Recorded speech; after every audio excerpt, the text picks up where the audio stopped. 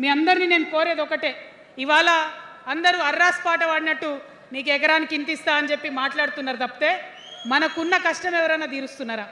ఏం కష్టం ఉంటుంది రైతుకి? భూమి కష్టం ఉంటుంది, చెప్పుకోవాలి. భూమి మీద దాని ఇబ్బంది ఉంది. ఎంఆర్ఓ ఆఫీస్కి పోతే మనని ఎవడన్నా రాణిస్తాడా? మాట్లాడతాడా?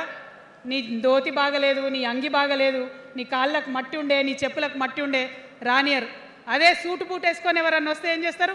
పిలిచి కూర్చోబెట్టి చేంబర్లో కూర్చోబెట్టి చాయ్ ఇచ్చి కాఫీ ఇచ్చి అన్ని పనులు చేసి పంపుతారు. మన ప్రభుత్వం రాబోతా ఉంది. ఆ ప్రభుత్వంలో రైతే రాజు అనేటటువంటి నినాదాన్ని నిజం చేస్తాం.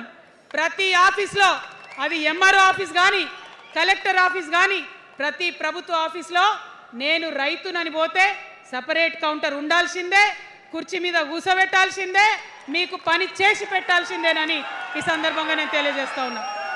నేను రైతునని గర్వంగా చెప్పుకునే విధంగా మేము పరిపాలన చేస్తాం. అది కాకుండా మిగతా ఏదైతే టైంకి రావాల్సిన కరెంటు, ఇప్పుడు రేవంత్ రెడ్డి గారి దయ వల్ల మళ్ళీ రాత్రిపూట కరెంట్ వస్తుంది. అట్లా ఉండదు.